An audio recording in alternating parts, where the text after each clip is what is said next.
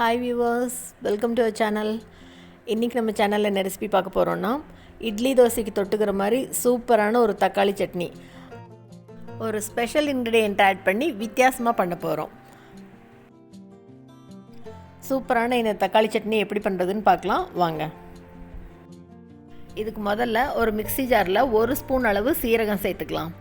கூடவே காரத்துக்கு 7லேருந்து 8 மிளகாய் சேர்த்துக்கிறேன். இது கூட 2 பெரிய வெங்காயம் கொஞ்சம் பெருசாக கட் பண்ணதை சேர்த்துட்டு, இது கூடவே தக்காளி 4 தக்காளியை பெருசாக கட் பண்ணி அப்படியே மிக்ஸி ஜாரில் சேர்த்துக்கிறேன்.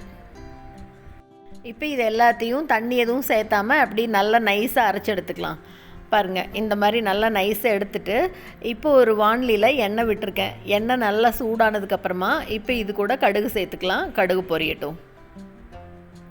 இப்போ இது கூடவே 1/2 டீஸ்பூன் அளவு சீரகம் சேர்த்துட்டு ஒரே ஒரு காஞ்ச மிளகாய் கூட சேர்த்துக்கலாம். இப்போ இதெல்லாம் நல்லா பொரிஞ்ச உடனே அரைச்சி வச்சுருக்கிற தக்காளி வெங்காயம் விழுதை இதில் சேர்த்துக்கலாம்.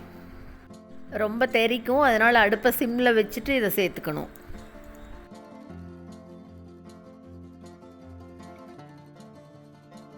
எல்லாத்தையும் ஒரு தடவை நல்லா கலந்து விட்டுட்டு இப்போ இதுக்கு தேவையான அளவு உப்பு சேர்த்து கூடவே கொஞ்சமாக மஞ்சள் தூள் சேர்த்து நல்லா கலந்து விடலாம். கொதி வரட்டும்.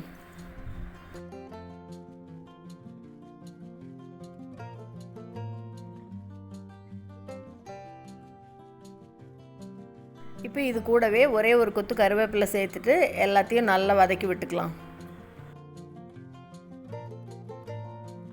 வெங்காயம் தக்காளி கொஞ்சம் பச்சை வாசனை போகிற வரைக்கும் நல்லா கொதிக்கட்டும். இது 2 நிமிஷம் கொதித்ததுக்கப்புறமா இப்போ இது கூட ஒரே ஒரு கரண்டி அளவுக்கு புளிச்ச மாவு இருந்ததுன்னா சேர்த்துக்கலாம். தோசை மாவு கொஞ்சம் லைட்டாக புளிச்சிருந்ததுன்னா அந்த மாவை இதில் சேர்த்துக்கணும். தோசை மாவு சேர்த்து நல்லா கலந்து விட்டுறலாம். இப்போ இது கூடவே மிக்ஸி ஜாரில் தண்ணி அலசி அதையும் சேர்த்துக்கலாம். குவான்டிட்டி கொஞ்சம் அதிகமாக வேணுங்கும்போது இந்த மாதிரி சட்னி செஞ்சுக்கலாம். இது கொஞ்சம் தண்ணியாக இருந்தால் தான் நல்லாயிருக்கும் இந்த தக்காளி சட்னி.